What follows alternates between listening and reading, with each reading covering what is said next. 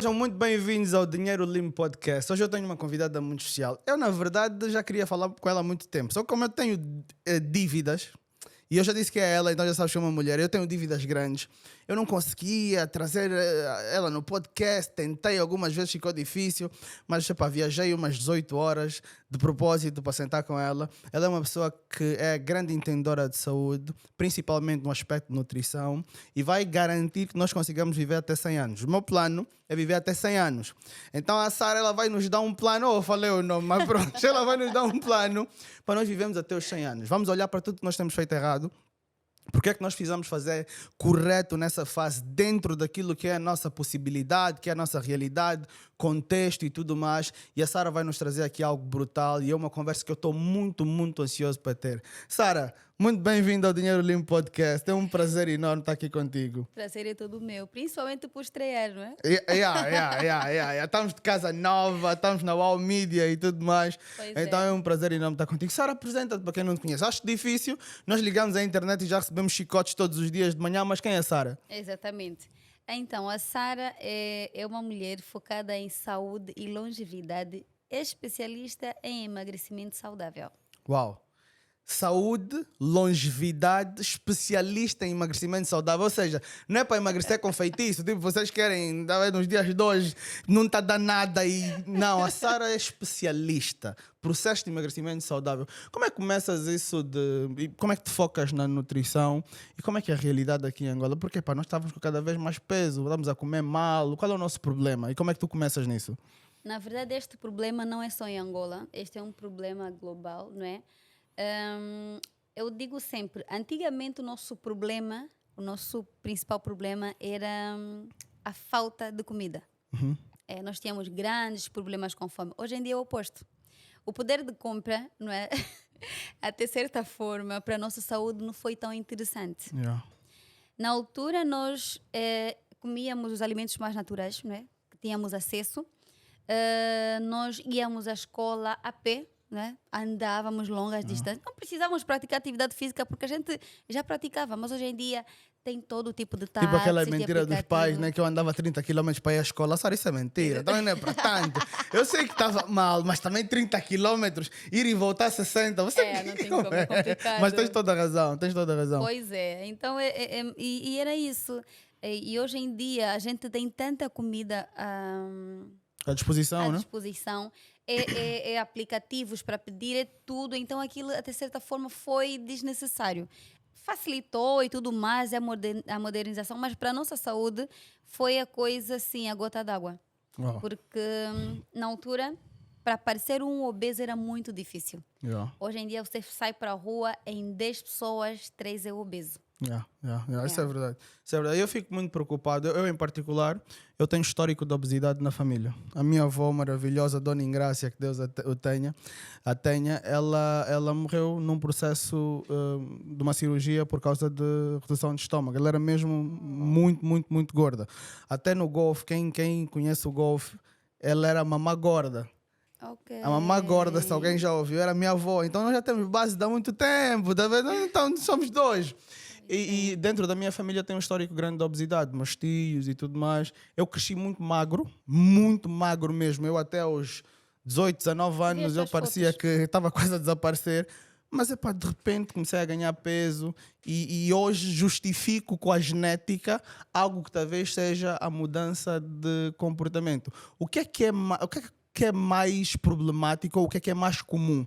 É a mudança de comportamento ou a genética? E é possível nós encontrarmos pessoas com uma péssima genética, um péssimo histórico como o meu, assim, trincados e tudo mais? É assim, nós não vamos negligenciar a genética. Existe sim a genética. Existem pessoas que têm genética boa e existem pessoas que a genética realmente não facilita. Mas ainda assim, dentro da genética, eu gosto muito de trazer atenção a algo que é real. Eu também faço parte deste grupo péssimo que não tem boa genética. A minha mãe foi obesa. Sara, É sério? Sara, faz close na Sara, meu Deus. É sério, a minha mãe também foi muito gorda, muito gorda. Eu não a conheci porque ela morreu mesmo no meu parto, não é? Por causa da obesidade, ela deu uma pré-eclâmpsia. Uau. E ela foi muito gorda, não conheci, mas dizem, nem fotos eu tenho, mas todo mundo diz, olha, por exemplo, quando vejo a minha irmã, que até hoje ela ainda está com sobrepeso, dizem, olha, era tipo a tia fulana, então, que é a minha mãe. Yeah. Então, a genética realmente tem uma grande interferência. Mas o que é que acontece? Vamos supor que a minha mãe tinha uma genética gorda.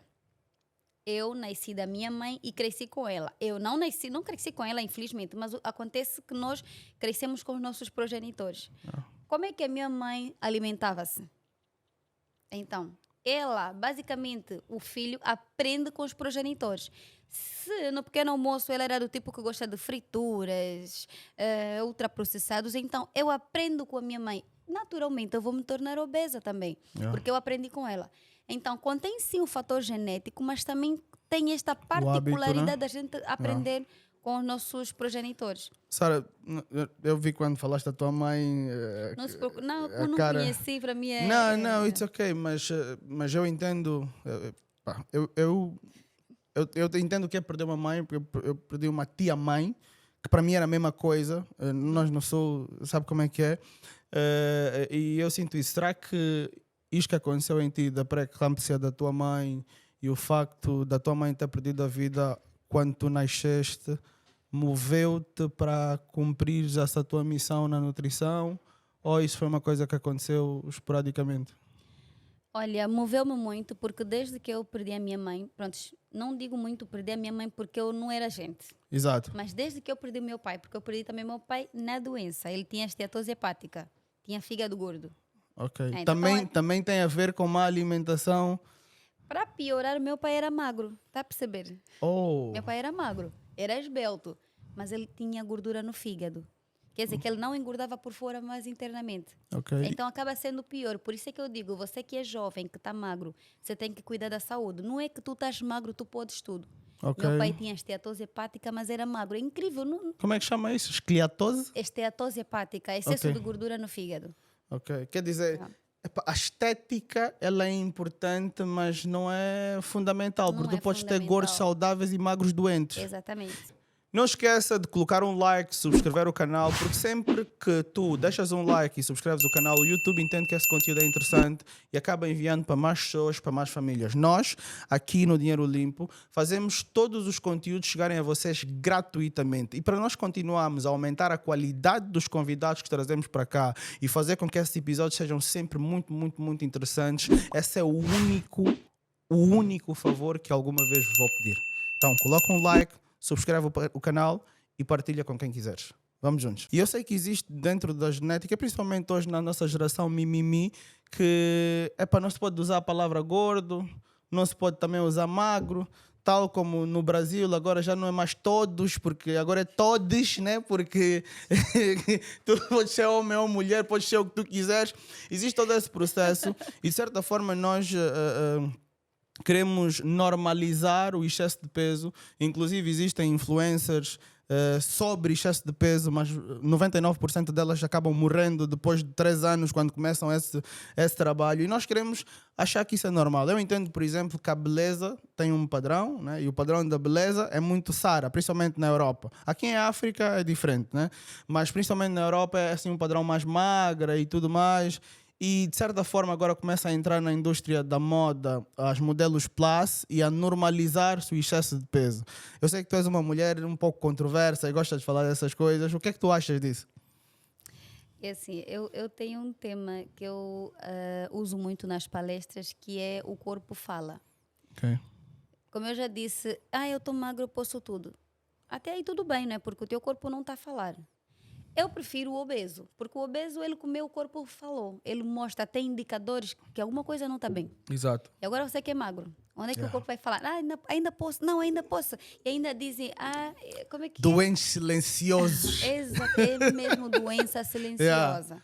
É doença silenciosa. E agora que eu ri e falei doentes silenciosos, pareceu maléfico, né? Não era bem essa a intenção. Acabou saindo, mas tens toda a razão. Pois é, porque o obeso, o corpo fala, eu prefiro 1000 vezes uma pessoa obesa, porque o obeso, ele vai acarretar outros problemas. A obesidade já é uma doença crônica.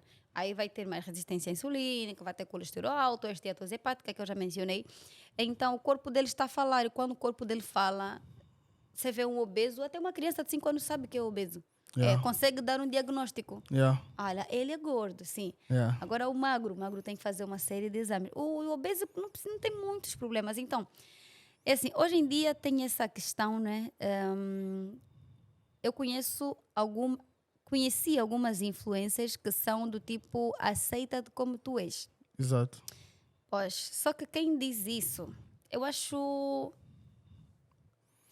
que não tem, eles têm que mudar a forma de pensar. Tudo bem, ninguém é obrigado a ser magro. Mas quando tu dizes aceita-te como tu és na obesidade, é muito errado. Yeah. Porque aquilo é assim. O câncer é uma doença crônica.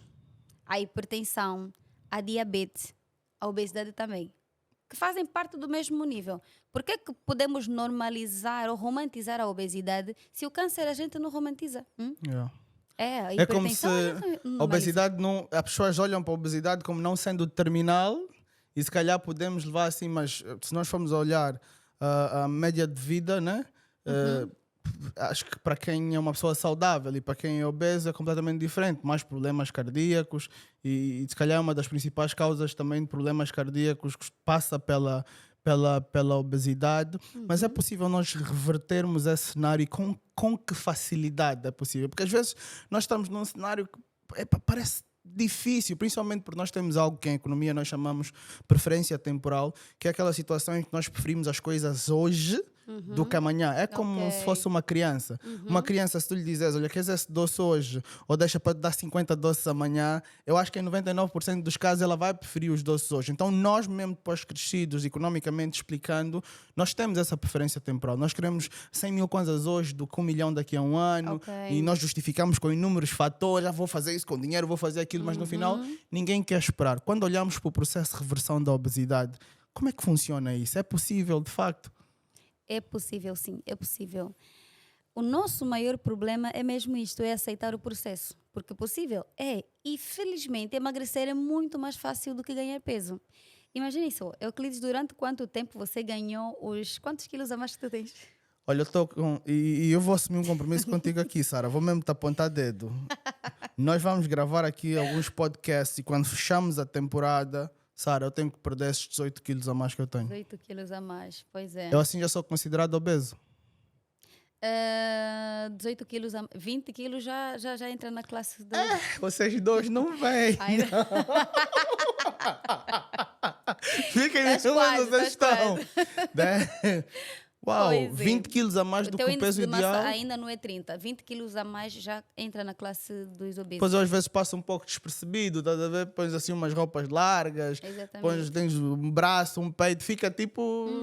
Por isso é que tens que passar por uma avaliação corporal para ver se o tanto que tu tens é mesmo gordura. Eu sei que tu tens gordura, mas também tem outras coisas. Ok. Então, depois da avaliação, podemos ver se realmente são 18 quilos ou não. Quando se faz esse processo de avaliação e começas o processo de reversão da obesidade, quais por normas são os primeiros passos que tu tens com os pacientes? Particularmente, um paciente obeso é um paciente inflamado. Está muito inflamado. Então, a gente começa um processo de desinflamação. Há quem chama detox, né? Pronto, que é a mesma coisa, Sim. mas é um processo de desinflamação, que é mesmo a eliminação de toxinas.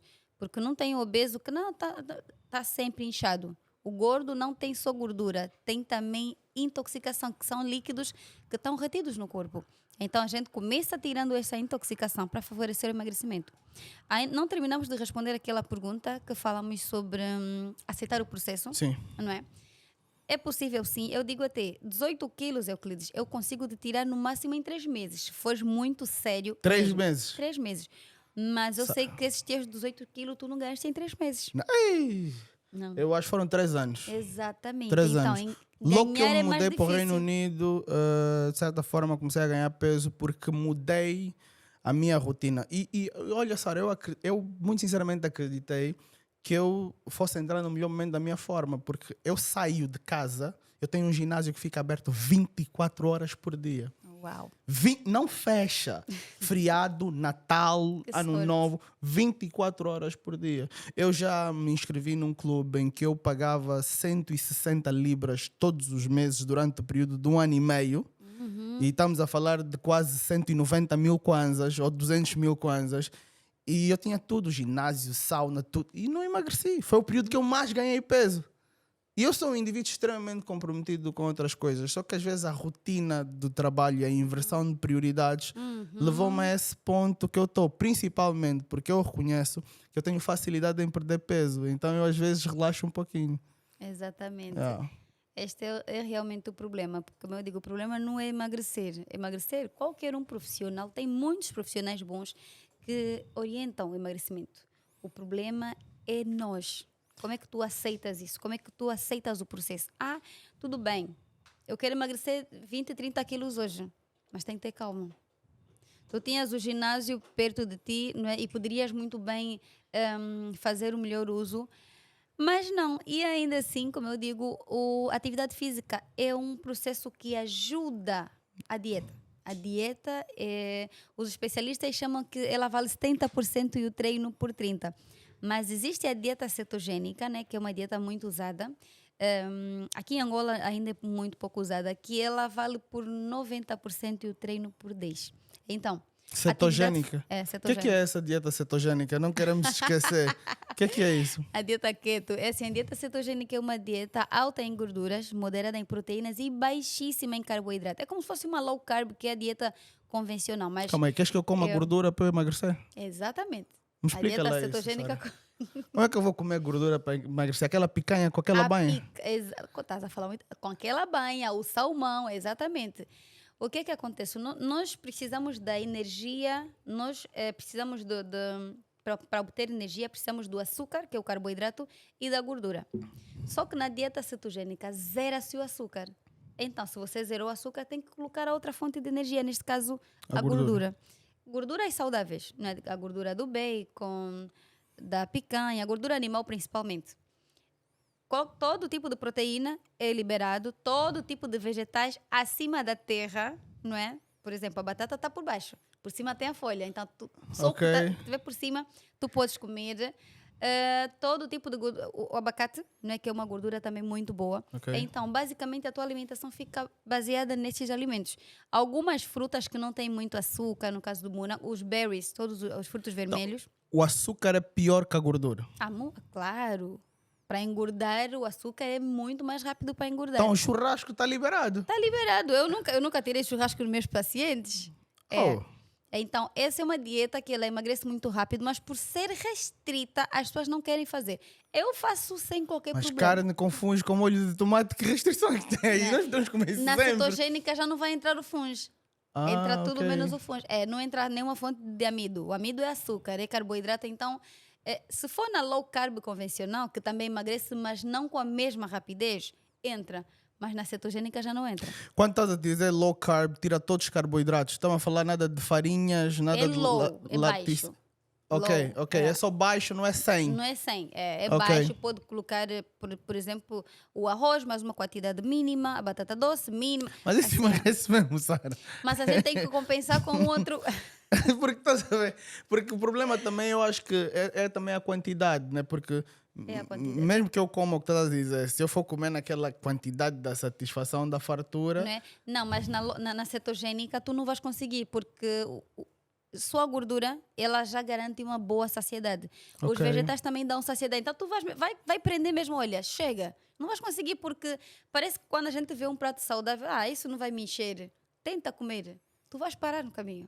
Porque é tão nutritivo que ele te enche rápido, diferente do pão.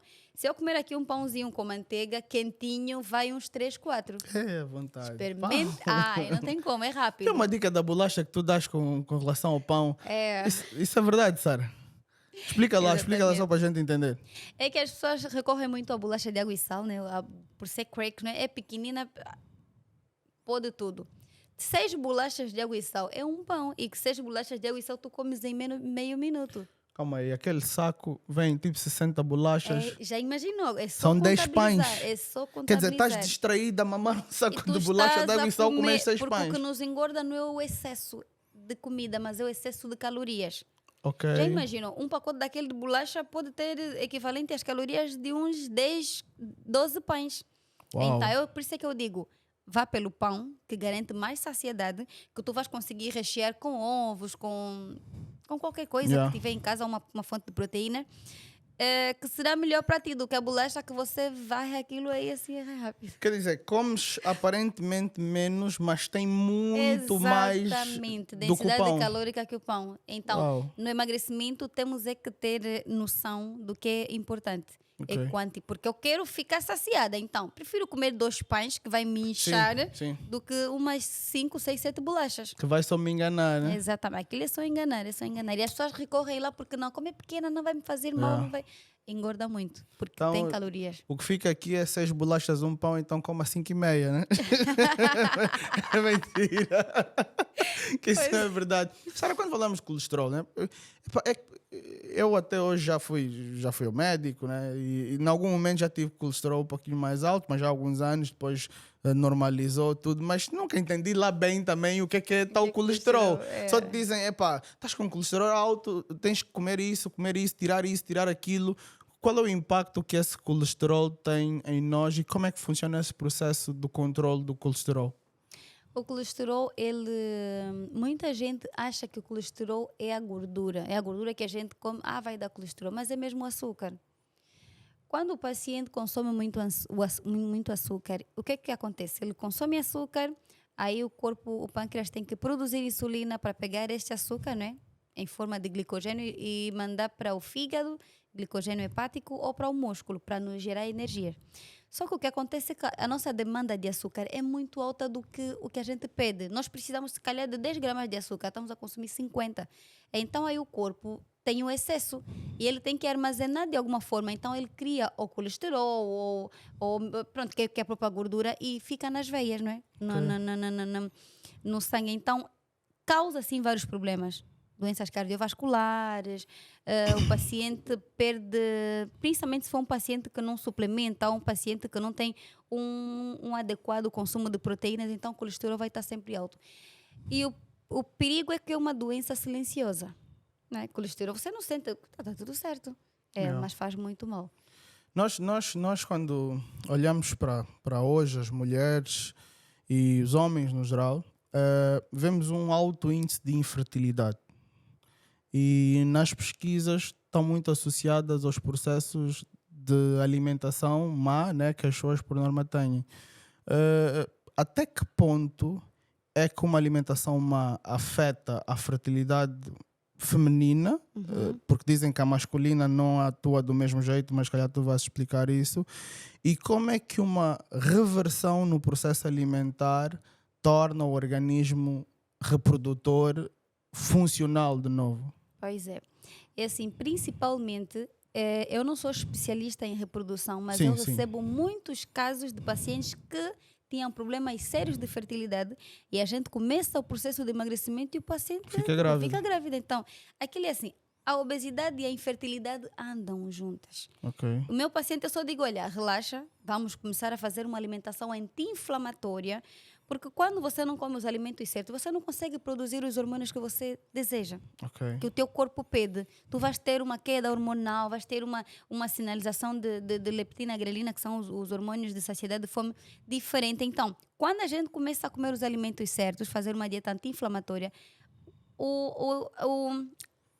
a concepção acontece de forma natural. Quer dizer, estás só distraída a comer bem, estás também a engravidar no mesmo tempo, mas tem que Exatamente. trabalhar também, não pensa que alimento é que vai fazer Vai fazer tudo, exatamente. Ai, doutora, estou a comer bem, não está acontecendo nada Não está comigo. acontecendo nada. Mas não pode ficar solteira. Pois é. Eu já tive pacientes que já fizeram indução, né, que já fizeram vários processos de reprodução assistida e não tiveram, né? Já fizeram FIV, não tiveram o resultado, mas quando emagrece, é que o corpo quando emagrece, ele não tem tanto excesso e os hormônios conseguem dar conta. Não inibe nenhum hormônio. Não inibe nada, então aquilo acontece e os próprios alimentos afrodisíacos que também têm que estar inseridos na alimentação, porque aquilo não é só, tem que emagrecer e tudo, mas tem que ter um certo Esses estímulo. alimentos afrodisíacos, doutora, Sara, mas epá, eu às vezes ouço sobre as ostras e tudo mais e aquilo, chego no restaurante, já entrada ostras. Se vê saída, como não tem sobremesa de ostras também. Oh. Mas isso funciona mesmo? Ou é meio psicológico? E como é que funcionam esses alimentos afrodisíacos? E dá-nos aqui uma lista além das ostras, porque eu só sei de ostras. Só que há muita gente que não gosta de ostras também. Exatamente, muitos não gostam. Realmente funcionam, porque do jeito que existem alimentos afrodisíacos, existem anafrodisíacos. Oh, Eu digo às vezes aos pacientes, vocês têm tantos... doutora, testosterona, porque os meus hormônios não estão lá muito bem, não estou a dar conta. e para os homens também, né? Esses são os homens mesmo, né? Principalmente. Yeah. Aquilo é assim, eu não gosto disso. Não, isso no meu prato não entra. Eu só posso isso, mas tem que ser assim. No caso do o alface contém algumas propriedades, não é para deixarem de comer alface, Sim, por dizem favor. que chá de alface relaxa até tubarão. Por favor. É que eu fico às vezes com medo de falar um assunto assim da polêmica. Não, Olha, fala à só vontade. falaram que... Não, fala à vontade, É nós assim. queremos mesmo polêmica, sabe?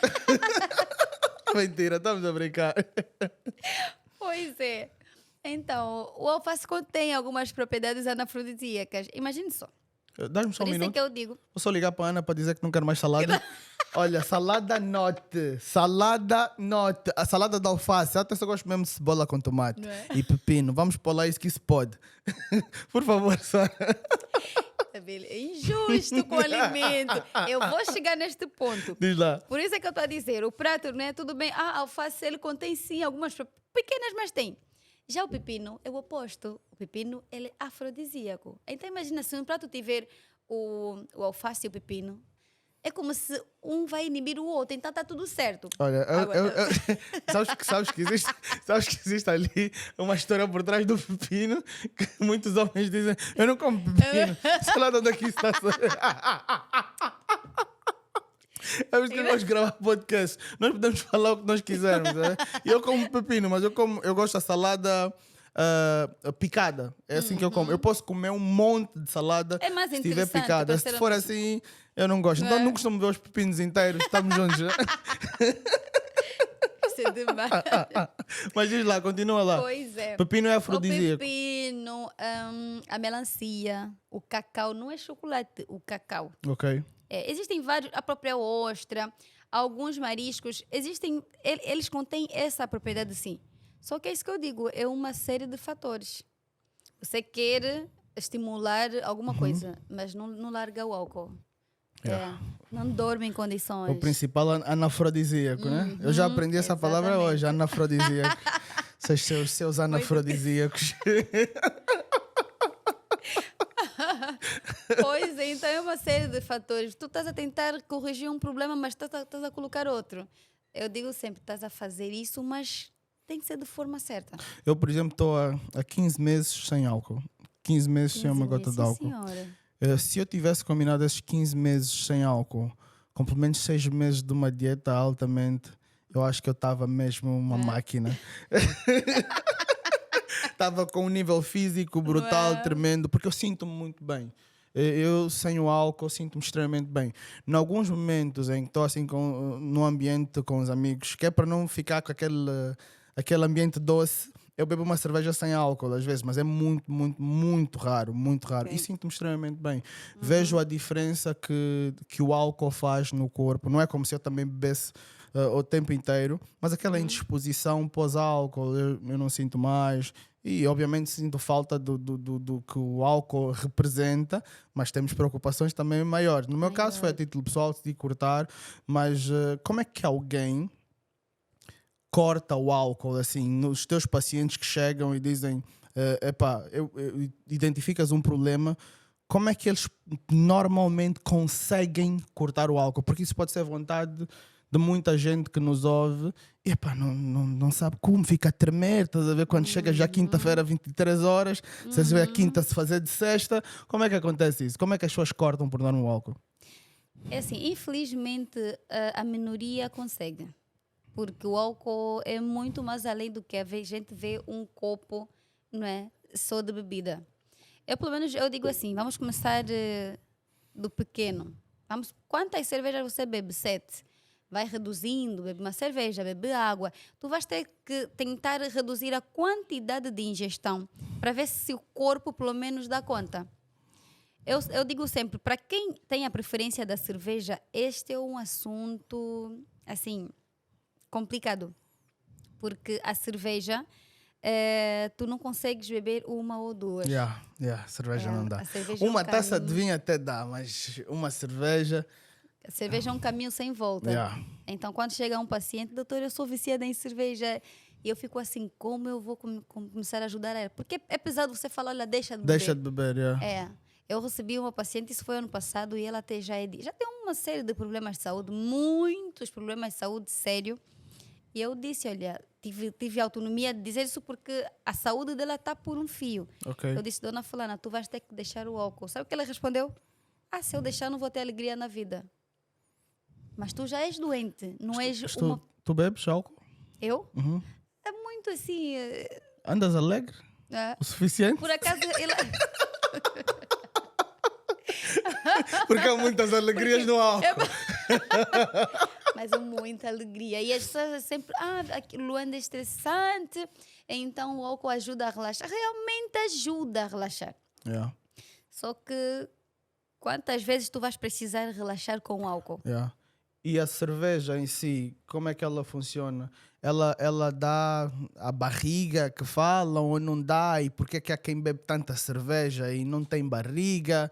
Epa, como é que funciona essa situação? Como é que tu vês ali? Eu sei que a cerveja é prejudicial, mas onde é que ela prejudica mais e se ela é responsável pela gordura abdominal? Porque eu estive a ver uma pesquisa recentemente em que percebi que a gordura abdominal também é muito gerada pelo nível de estresse da pessoa. E é por isso que nós vemos muita gente no mercado financeiro, muitos meus colegas, todos barrigudos, porque eles andam num certo nível de estresse e quanto mais estressado nós estamos, maior a barriga fica. Por isso é que às vezes umas férias prolongadas, em que às vezes as pessoas saem para relaxar e comer, faz com que elas venham mais magras do que se calhar elas foram por causa desse relaxo que acabam tendo. Isso é verdade? Como é que funciona? E o que a cerveja é a barriga, o estresse é a barriga. Vamos na barriga agora, vamos de barriga. Mas é a barriga. É assim, realmente a cerveja causa barriga. Por quê? A cerveja é vista como o pão no estado líquido. Ok. A cerveja contém o glúten e contém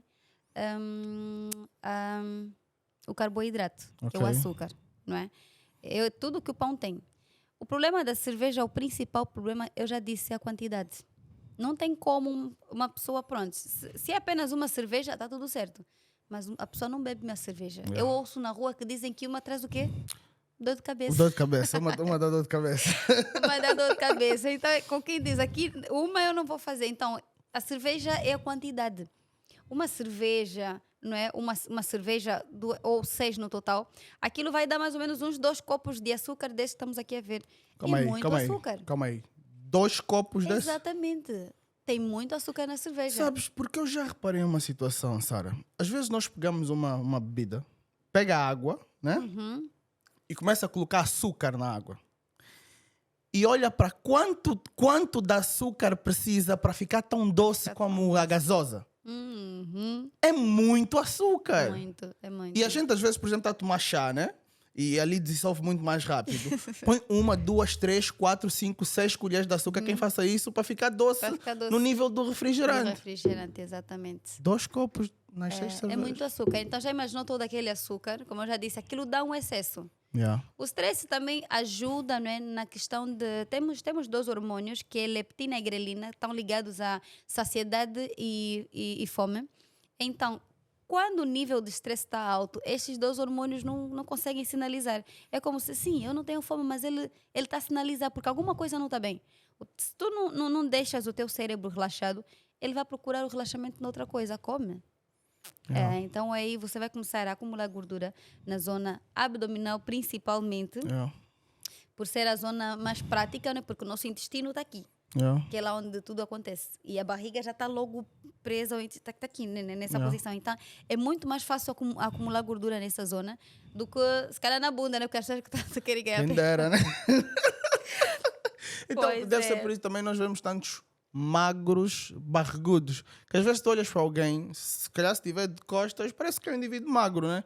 Mas de frente tu vês ali uma barriga. Nós somos Tem assim, muito magro deixamos a com barriga barriga. confusa. Exatamente. Mas quem é magro com barriga, o que é aquilo? É açúcar? Principalmente, porque o carboidrato é a principal fonte de ganho de peso. porque ele estimula a produção de insulina. A insulina é o hormônio que mais engorda. É açúcar, não tem como ser outra coisa. Sobre o jejum intermitente. Funciona? Não funciona? O que é que tu tens a dizer sobre o jejum intermitente? Jejum intermitente. É assim, o jejum intermitente, o jejum não é de hoje. É antigo. Existe o jejum, muita gente faz jejum na igreja. Existe o jejum sem programação. Tá aquele dia que você acordou, tem tanta coisa a resolver, você não está 15 horas, não comi nada. É um jejum sem programação. Mas o jejum intermitente, ele funciona assim. É uma estratégia. Não é uma dieta propriamente, mas é uma estratégia que muitos profissionais associam a uma dieta. Para quem sabe praticar o jejum, para quem faz de forma correta, emagrece sim. E emagrece muito, porque o jejum tu entras em altas restrição calórica e não tem como, o teu corpo tem que continuar a gerar energias para vivermos, né? Porque em condições normais iríamos morrer, então aí acontece o emagrecimento. Dizem que é aconselhável fazer pelo menos 24 a 48 horas de jejum todos os meses. Todos os Isso é meses. verdade? É assim, o jejum quanto mais longo, melhor. Eu não estou aqui a incentivar a fazerem o jejum, vocês têm que consultar. Eu sugiro, quem já pratica o jejum, aí a gente faz um treinamento. Eu já fiz até 48 horas, que foi o pico, né? Já há um bom tempo, já não faço mais porque não tenho essa necessidade. Mas o jejum, quanto mais longo, melhor. O jejum, a partir de 18 horas de jejum, o nosso corpo começa a produzir um hormônio, né? Começa a produzir cetose. Sim. Esta cetose avisa ao corpo que tem que queimar gordura para viver. Sim. Pois, porque quanto maior no nível de cetose, maior é a queima de gordura. Agora, o jejum, para termos este benefício que é emagrecimento, que vai definir muito é a refeição a seguir. É o famoso de jejum. O breakfast, né? É o breakfast. O problema é que as pessoas não sabem quebrar o jejum. Tem que quebrar de forma certa. Se não quebrares de forma certa, não tem como. Nem vai emagrecer. É como se sofreste em vão. Eu estive a ler que também o jejum ele tem efeitos regenerativos. No sentido de que há pessoas que tiveram graves problemas de saúde e foram a vários médicos e até pessoas em processos de tratamentos cancerígenos. Vários médicos, várias situações que não conseguiram resolver. Depois do 4º dia de jejum, às vezes com problemas nos joelhos, nos tornozelos, a produção de novas células regenerativas acabam acontecendo porque o organismo ele quer te colocar preparado para buscar alimentação. É como se nós fôssemos indivíduos... a Sara está bem orgulhosa de mim, está a dizer, Euclides estuda. Estudou para falar comigo. É como se o teu próprio organismo te colocasse numa posição de prontidão e defesa, em que tu tens de estar bem para ir buscar comida, porque o organismo não te vê. Então ele pensa, se tu não estás a levantar da cama e não estás a comer, provavelmente tens algum problema. Onde é que está a doer? É o joelho. Vou recuperar esse joelho para te colocar a andar e buscar comida. E as pessoas saem saudáveis do processo regenerativo que o jejum traz. Certo? Exatamente. Tem uma doença que eu... Porque assim, infelizmente o jejum ainda é visto como um vilão. Vocês cuidado, não sei o quê. As pessoas olham o jejum de uma forma assim muito feia. Mas o jejum salva, o jejum cura. Pacientes pré-diabéticos e diabéticos devem fazer jejum. E o jejum contém o mesmo efeito da dieta que falamos no começo, a cetogênica. Ok. Porque aquilo é assim, você fez o jejum, aí você quebrou com uma dieta cetogênica. O teu corpo não entendeu o que você comeu, porque você não consumiu açúcar. Então ele continua a queimar energias, continua. Por isso é que a dieta cetogênica e o jejum é uma estratégia incrível. Não é à toa que eu perdi 27 quilos. Eu fiz o jejum intermitente e a dieta cetogênica Nilson, junto. temos que pôr uma foto da Sara. Porque a Sara, o melhor caso de sucesso da Sara é a Sara mesma. Tá vendo? Porque ela põe uma foto dela pós-parto, né? Em que eu acho que ela estava com quantos quilos? No parto? Naquela fotografia, aquela fotografia de sucesso. É qual mesmo? Do antes, não é? E há uma que estavas mesmo big. 77. 77. Quantos quilos é que estás agora? 49, 50. Eu perdi 26, 27 quilos por aí. Em quanto tempo? Foram 4 meses e alguma coisa. Calma aí, Sara. Calma aí. Não. Emagrecimento é rápido. Calma, Sara. Tu estás-me a dizer que é possível, de forma saudável, perder 25 quilos em 4 meses? Por isso é que eu estou a dizer que eu fiz o jejum intermitente juntamente com a dieta cetogênica. Eu emagreci assim, não parei, até atingir o peso.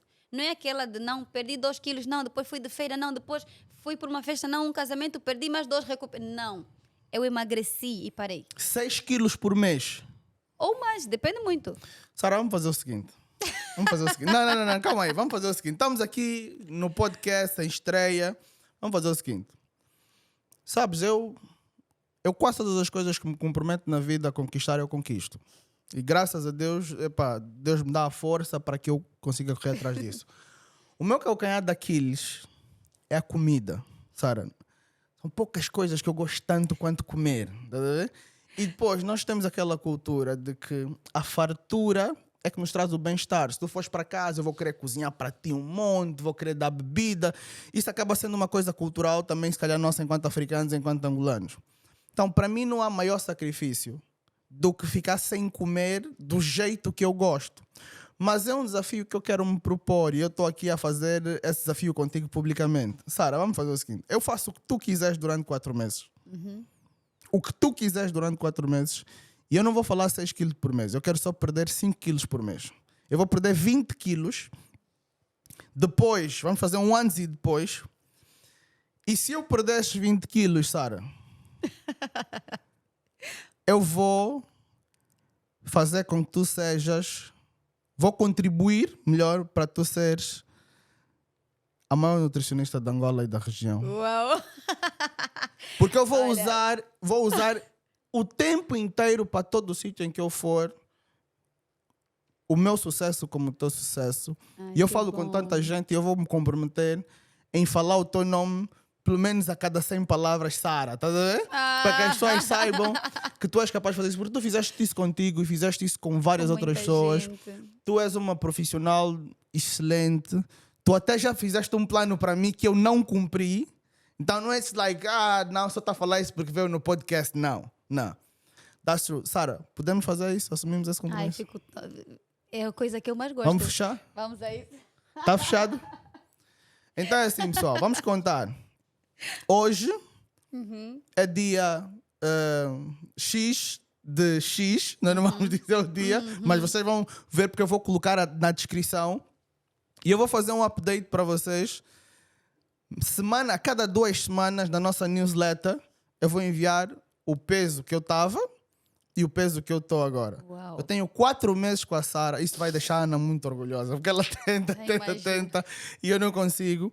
Mas eu vou entrar nesse processo de emagrecimento para garantir que isso é verdade. Eu não sei como é que eu vou fazer com a minha mente, mas eu prometo que eu vou tentar. Ai, tomara. Prometo que eu vou tentar, Sara. Tens E que tu, tentar.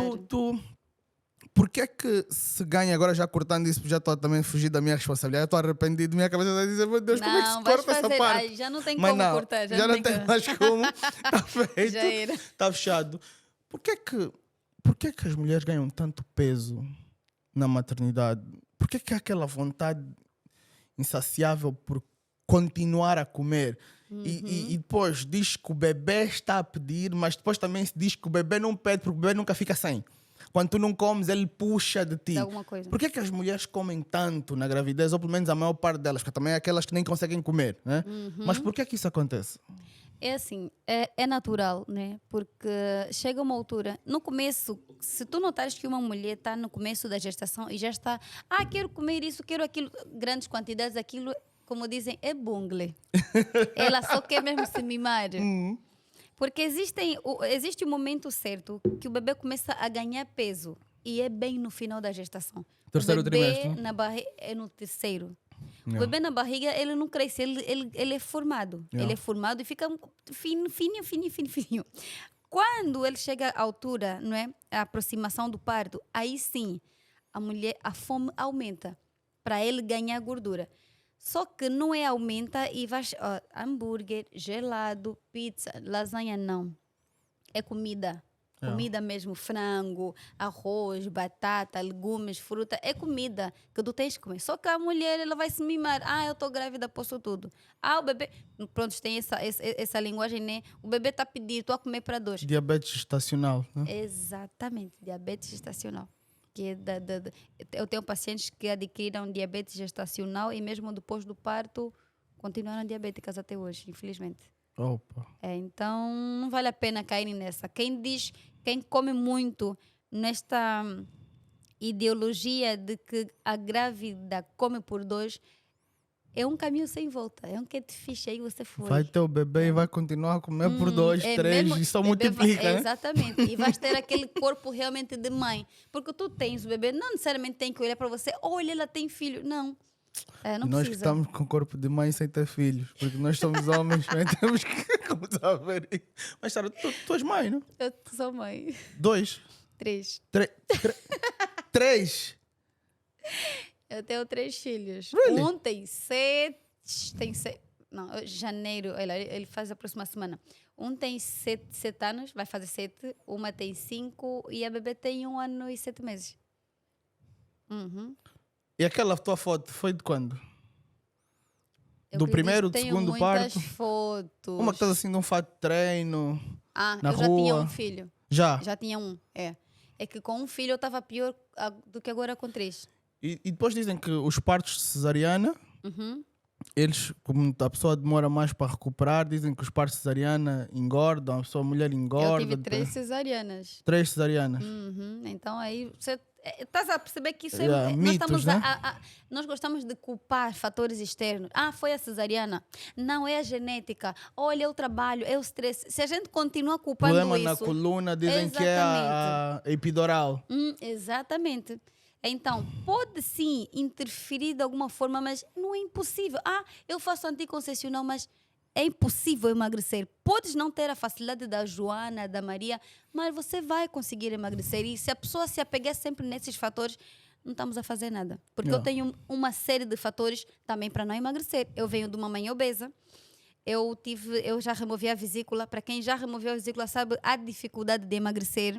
Eu tenho um metabolismo extremamente lento, mas eu sou a prova de que é possível. Tu tens que fazer alguma coisa. Comendo o que é certo. Eu ainda disse quando chegou às festas, porque as pessoas dizem, mas fez cirurgia bariátrica. Graças a Deus não fiz isso. Nunca fizeste nenhuma Mas como é que eu cirurgia vou de fazer redução de cirurgia estômago? bariátrica, 27 quilos?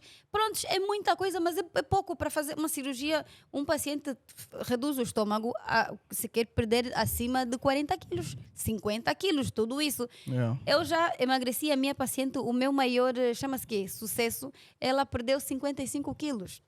55 quilos. Em quanto Foram tempo? 3 anos, mas perdeu 55 quilos até agora.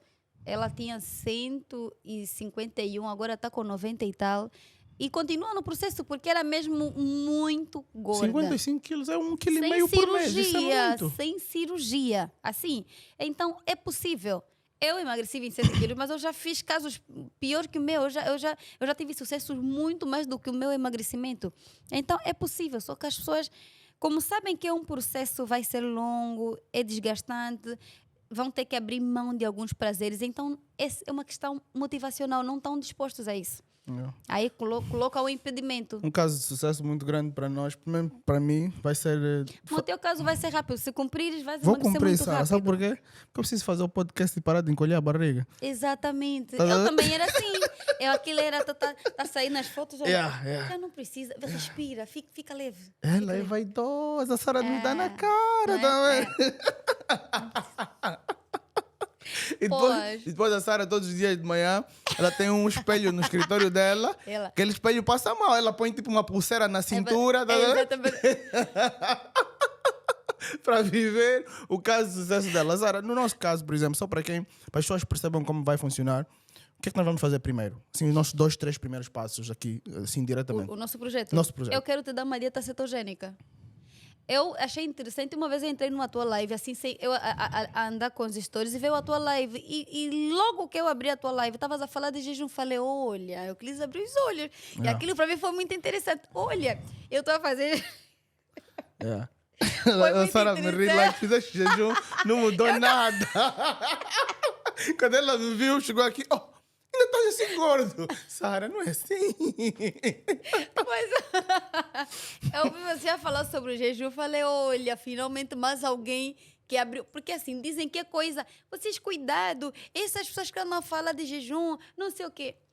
Jejum é vida. Jejum não faz mal. Já é cientificamente provado que jejum não faz mal. Jejum Pelo diminui contrário, a inflamação. cura doenças. Cura doença. Jejum é um anti-inflamatório excelente. Eu estava agora num simpósio online britânico, não é? E teve um orador que disse: se existir um alimento que cura quase todas as doenças, são os benefícios do jejum. Mas este remédio iria ser o mais caro. O jejum é de graça. É de graça. Jejum você não precisa. Eu ainda, doutora, eu não tenho condições para comer saudável, não sei o quê. Jejum é de graça. Tudo bem. Tem até uma linguagem que os nutricionistas adeptos do jejum dizem: quando a dieta falha, o jejum acerta. Então, no nosso plano, Sara, eu também quero tentar fazer esse compromisso, porque por causa da... eu, durante algum tempo, comecei a ter um problema de concentração. Estava com um transtorno da atenção, né? TDAH que falam e tudo mais. E o jejum curou-me isso. O jejum curou-me completamente isso. O jejum, eu normalmente faço o jejum quando vou fazer algo muito importante. Imagina que eu tenho um exame qualquer, que seja mesmo importante para mim, eu fico 24 horas sem comer. Durante esse período de 24 horas sem comer, eu produzo 3 vezes mais. Os meus níveis de atenção sobem aos picos máximos e o meu nível de energia, em vez de diminuir a determinado ponto, aumenta. Eu só caio a minha energia depois que cumpro a minha missão e aí vou fazer a minha refeição. Então, mesmo os benefícios para a aprendizagem, muito do que a gente come prejudica o nosso aprendizado e a nossa atenção. E o jejum pode vir a curar os teus problemas de atenção e aprendizado. Isso que aconteceu contigo, ele é chamado de autofagia. Okay. É um desgaste benéfico no organismo. É que o teu corpo, ele come, né, células mortas e produz células vivas, não é? Autofagia. Exatamente. É assim, o jejum eu particularmente também faço a mesma coisa. Se eu tenho uma palestra, se eu tenho um workshop, eu faço em jejum. Não importa, não é às 15, vou fazer em jejum. Eu faço em jejum. Porque o jejum dá clareza mental. O nosso corpo contém centenas de neurotransmissores. Então, aquilo, quando você come... Eu sou do tipo, estou sempre bombom de guba, banana daí, dali, almoço. Quando tu estás sempre a se alimentar, o teu corpo tem um grande trabalho. O nosso corpo tem até o poder de self-healing, não é? Autocura. Autocura. Então, os nossos hormônios conseguem fazer isso, porque tu estás sempre a se alimentar. Então, eles têm que estar sempre... Se calhar ele consumiu um veneno, ele tem esse poder de curar. Então, o teu corpo trabalha muito para fazer a digestão. Em jejum, toda a atenção fica no cérebro. Então, queres fazer um trabalho, uma prova, um exame? Sempre que eu quero ter até aulas, altas horas, tem que estar em jejum. Concentração mental. Então, o jejum vai muito mais além do que ficar sem comer. Tem muitos benefícios. É uma pena que é mal visto. E o sono, doutora? Nós agora nessa geração que ficamos que dormir não é importante. O clube das 5 tem orgulho, tá vendo? Eu acordo às 5 horas. 5 horas já estou acordado. Como se fosse uma coisa excelente e dormo à meia-noite. As pessoas não sabem, mas diz-se que quem dorme depois das 22 horas, no horário entre as 22 e a meia-noite, o organismo dele já processa como se fosse um indivíduo que trabalha por turnos. Ou seja, o prejuízo que o médico tem quando faz banco é o semelhante ao que alguém trabalha que fica acordado até a meia-noite tem.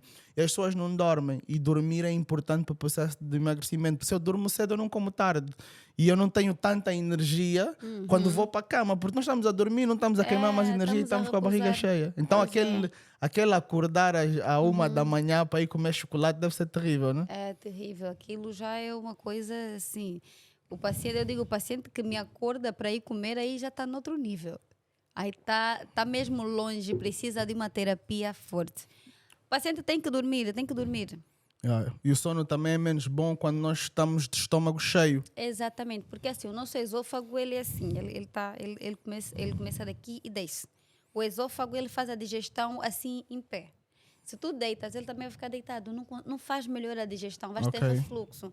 Tem pessoas que comem, prontos, né, vão dormir depois de pouco tempo e fazem refluxo, a comida volta. Não toda, mas volta, aquilo não é bom. Já tiveste alguma paciente ou algum paciente, homem ou mulher, que diz que depois da atividade sexual sente fome, tem que comer? Já, e é normal. E agora, se a pessoa tem muita atividade sexual e às vezes muita atividade durante a noite, a Vera está no estúdio, acho que ela riu aqui. Ela disse, isso aqui faz lembrar alguma coisa. Então imagina, está naquela fase, muito um casal extremamente ativo, extremamente saudável e tudo mais. Está às 22 e às vezes já o marido não pode acordar para fazer xixi, ou a mulher não pode acordar para fazer xixi. Lembra que com o amor da vida está aí, depois tem que comer de novo. Queima-se caloria quando faz sexo, mas as calorias que queimam são suficientes para abater os alimentos que não têm. vale a pena. Em média são quantas calorias, mais ou menos? Sabes dizer isso? É assim, é como se fosse um treino de cardio. Depende da atividade, né? Ai, que engraçado. Queimar calorias queima, mas se a gente colocar esse fator, não é, para colocar no gasto calor, é mínimo. Queima sim, mínimo. mas não vale a pena a comer, aquela hora voltar a comer depois para dormir que hora? É complicado. Não vai pensar que Ou não, então não tem posso que ver- falar isso. Ou tem que ver a não hora. posso falar isso, vão nos cancelar. Tem que ver a hora para fazer essas coisas. Depois à noite. Então é melhor prestar atenção nesse sentido. Olha, Sara, eu acho brutal. Conversa contigo, eu podia falar contigo horas e horas e horas sem fim. Sei que temos muito para aprender. Na minha cabeça só está uma coisa. Nós em outubro vamos fazer um evento brutal. E nesse evento eu vou entrar já sem t-shirt, estás a ver? Uau! Eu estou mesmo aqui com uma cabeça de criança, estou mesmo a me ver, tá a ver? Eu a entrar no evento em frente de 2.000 pessoas sem t-shirt, tá a ver? E com um cartaz assim, Doutora Sara made me, tá a ver? Tenho que cumprir a minha promessa. Mas tem que cumprir. Não, vou cumprir. São Por 5 favor. quilos por mês. Nós vamos começar a contar o nosso mês. Amanhã já. É amanhã, não podemos só dar todos Ou os então, dias. não começa a fevereiro, não é melhor? E assim começamos dia 1, né? Exatamente. É sempre melhor. Minha doutora. Vamos começar.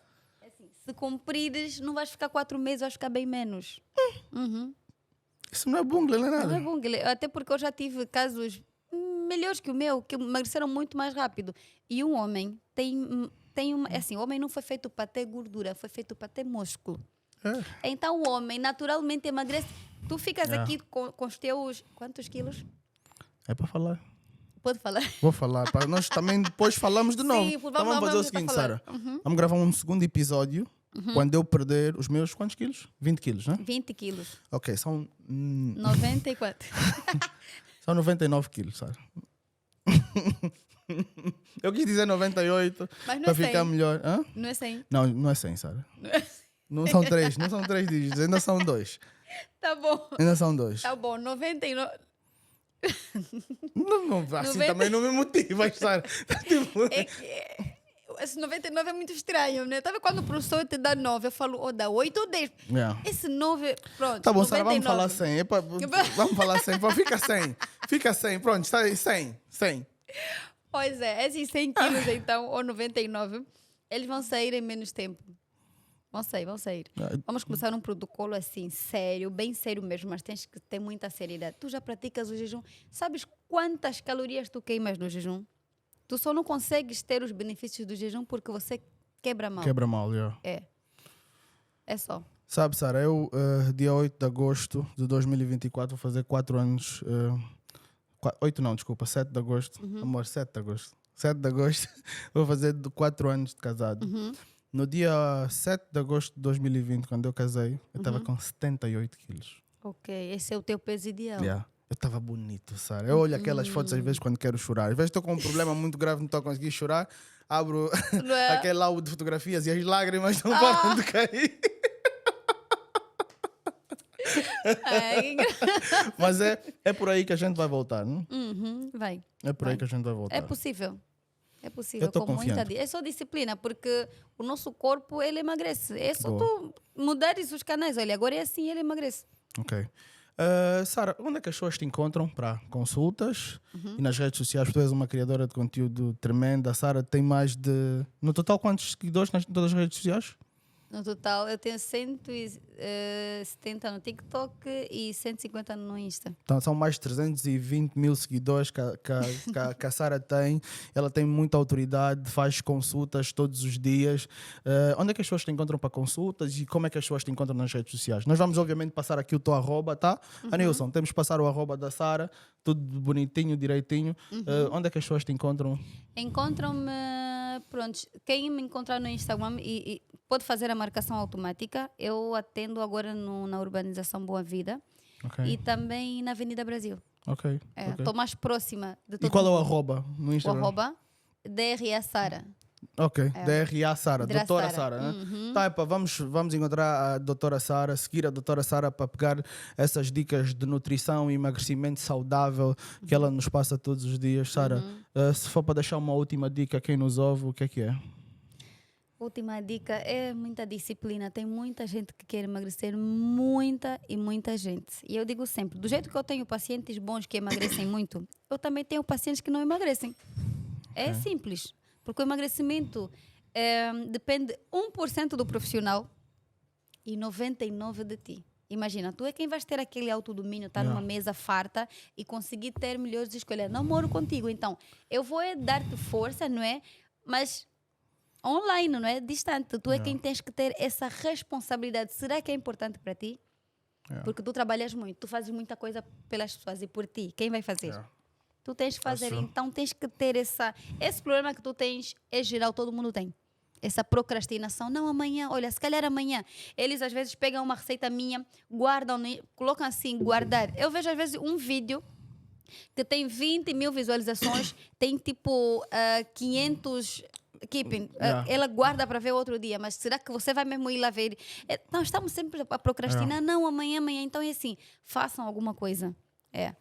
Aqui nesse podcast, agora nós desenvolvemos algo semelhante ao que o Steven Bartlett tem no podcast dele. Ele normalmente deixa uma pergunta para que o próximo convidado responda sem necessariamente saber quem perguntou ou qual era a pergunta. Então a pessoa não sabe e responde. E nós queremos desenvolver uma dinâmica semelhante, vamos fazer juntos, que se calhar em vez de ser uma pergunta, pode ser um conselho ou se calhar seria interessante a pergunta. O que é que tu achas, Sara? Não é? Tu também não sabes quem é que vai ser o próximo. Então a tua pergunta pode ser qualquer coisa ou o teu conselho pode ser qualquer um. Mas não pode ser dentro da tua área. Ok. E o que é que seria melhor, um conselho ou uma pergunta? O que é que achas? Eu acho melhor um conselho. Um conselho? Vamos botar aqui um conselho ou uma pergunta? Pergunta? Uma pergunta. Então, tu vais deixar um conselho, porque tens de deixar um conselho, nós sempre deixamos um conselho, mas vamos imitar o Steven Bartlett porque ele é o maior podcaster do mundo e faz sentido fazer isso. Então, Sara, vais deixar o nosso conselho para as pessoas e depois vais deixar uma pergunta que vai ficar em aberto e que nós vamos tomar nota e o próximo convidado no final do podcast vai responder essa pergunta e vai fazer a pergunta dele. Ai, que bom. Ok? Conselho primeiro e depois pergunta. Então, o conselho é esse que eu estou a dar. Vamos nos priorizar. Cuidar da nossa saúde é muito melhor do que amanhã a gente cuidar da doença. Então, se mudar os nossos hábitos vai melhorar a nossa saúde, nós não temos outra escolha. Devemos mudar. Nice. E mais caro também. Nós falamos finanças, cuidar de saúde é muito caro. E dependendo de onde tu estiveres no mundo, é mais caro ainda. Pois é. E a pergunta, qual seria, Sara? Ai. Pergunta qualquer coisa. Pode até ser... Imagina, há muitas coisas que a gente sabe as respostas e acha que era interessante ouvir as respostas de outras pessoas, né? Ou há coisas que a gente não sabe mesmo a resposta e a outra pessoa é obrigada a responder. Não existe de eu não sei responder, vai responder de algum jeito. Não é uma pergunta técnica, não vais nos falar aqui das faleias borreicas, essas coisas que tu falas.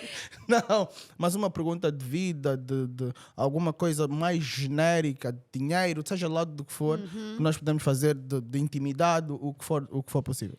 Pronto, eu vou perguntar algo que eu acho momentâneo, né? E que não sei quem vai aparecer, mas eu não gostava sabes quem vai aparecer. Nem faço nem ideia. Não faz ideia absolutamente nenhuma. Pode ser tanto um médico, como pode ser um engenheiro, como pode ser um músico, como pode ser um diretor de uma multinacional, como pode ser o presidente, you never know. Então a tua pergunta pode até ser para o Papa, quem sabe? Vamos a isso. Então, a pergunta é, será que eu devo me preocupar com os haters? Ok. Quero muito ouvir essa resposta. Acho que só para contextualizar, os haters são aquelas pessoas, os invejosos que odeiam. Basicamente é isso. Será que ela deve se preocupar com aqueles que estão continuamente a tentar atirar ódio por cima de ti? Eu acho que nós não falamos sobre isso na nossa conversa. Já deixamos a pergunta, mas vamos falar sobre isso só mais 2 minutinhos antes de terminarmos. Por que é que tu recebes tanto hate? Por que é que tu recebes tanto ódio? E tu falaste comigo recentemente sobre isso e eu te disse que isso não deve te magoar porque nós vamos ainda lhes dar na cara comigo. Isso é só para... Olha, eu estou mesmo agora disponível também por ti, já não é mais só por mim. Olha, estou contigo, tá? Mas por que é que tu recebes tanto ódio das pessoas? Olha, para ser honesta, essa é uma pergunta que eu também às vezes faço às pessoas. Mas porquê? Eu sou uma pessoa, eu só faço as minhas coisas, vivo, faço as coisas que eu acho que eu tenho que fazer. Então, por que as pessoas acham que têm que intervir no que eu faço, no que eu falo? Por exemplo, né?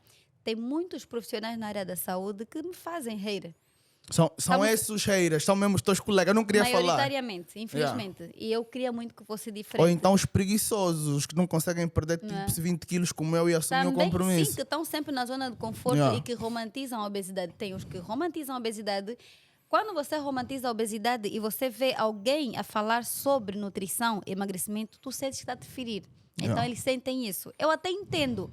Por isso é que eu tento usar as palavras mais cuidadas para as pessoas não sentirem esse... Porque se calhar eu estou aqui a me vitimizar, mas se calhar estou a afetar o outro. Yeah. Então, cada dia eu tento... Tanto é que eu baixei muito os meus conteúdos, que as pessoas falam, Sara, não estás a gravar? O que está a se passar? Porque eu às vezes estou com medo de falar. Eu tenho tanta coisa, mas eu tenho receio de como é que as pessoas também vão encarar a minha mensagem, porque eu gosto de ser natural. Yeah. E quando tu tentas fugir da tua zona de conforto, vai dar bom. Então, para não ter que fazer uma coisa mecânica, eu parei de gravar vídeo. Reduzi, mas vou voltar, mas eu reduzi muito. Não vais reduzir, Sara. Não vou, não é? Não vais, não podes fazer isso. Então, você achas mesmo que o meu nível de motivação para mudar isso é só porque eu não me sinto o mesmo? Eu me sinto confortável com a minha mobilidade, Sara.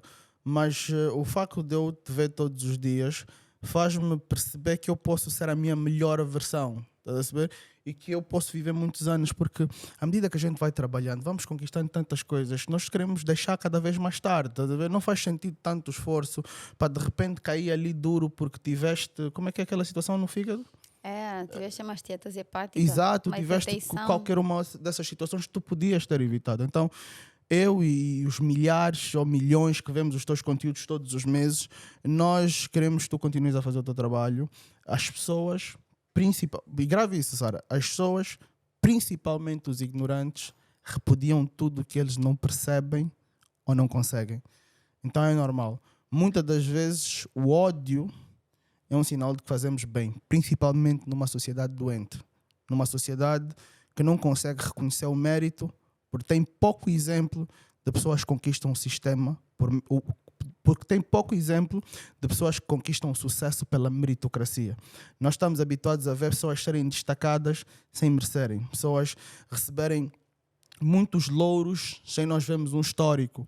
Então, em vez de nós apoiarmos aqueles indivíduos que são self-made, que fazem o seu caminho por si só, nós queremos odiá-los, nós queremos apontar os dedos e nós queremos referências, mas as referências que nós buscamos não são com base no nosso profissionalismo, no profissionalismo dos outros. Nós queremos que alguém nos diga, não, ela veio dali, ela passou X anos nos Estados Unidos, ela é filha do fulano, ela fez aquilo e acolá. Quando o nosso último nome é Sara Félix, quando o teu último nome é Francisco, as pessoas acham que tu não és merecedora do destaque e o sucesso que tu tens e querem sempre, cada vez mais, vasculhar no teu fundo mais podre para tentar encontrar alguma coisa pejorativa. Só que o nosso fundo é belo. O nosso fundo é lindo. Então aguentem com a dor de cotovelo. Continuem indo. Até rima. Sara, we did it. Obrigado por estares aqui. Foi um prazer enorme.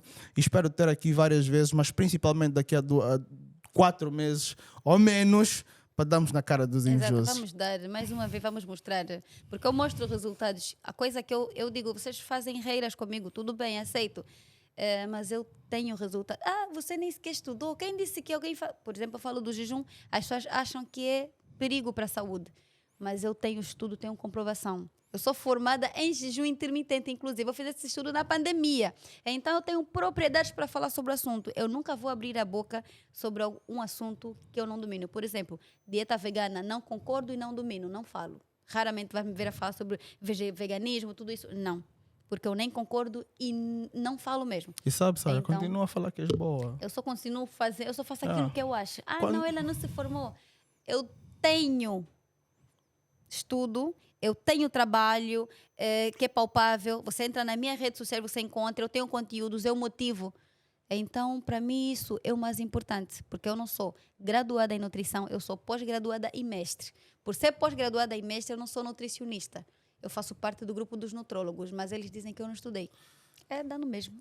Você tem que falar isso no princípio. Eu sou nutróloga. Ela- Eu nunca ouvi eu não uso isso. nem essa expressão, porque um paciente, um seguidor não entende Yeah. isso. Então, para mim, eu só digo, eu sou focada em longevidade e especialista em emagrecimento saudável, porque a minha licenciatura é psicologia. Ah, ela é só psicóloga, mas eu estou a atuar em nutrição. Ok. E eu sinto-me bem, eu domino o que eu faço. Vamos colocar mesmo embaixo nutróloga para cuidar mais. Então, obrigado, Pois Zara. A prova é. disso é que nós podíamos estar aqui a falar um monte de tempo e quero mesmo agradecer a tua presença e eu vou ser mais um caso de sucesso para ti. Vai, por acaso. Eu E eu prometo. aguardo ansiosamente. Não, vamos imaginou? embora. Vamos embora. Vamos É. embora. Obrigado, foi mais um episódio do Dinheiro Limpo Podcast e até a próxima com mais profissionais, com mais conversas interessantes, com mais caminho para o sucesso financeiro, na saúde, emocional, porque eu acho que todas essas áreas devem ser cobertas da melhor maneira possível. É sempre um prazer estar aqui convosco e vamos juntos sozinho é mais difícil.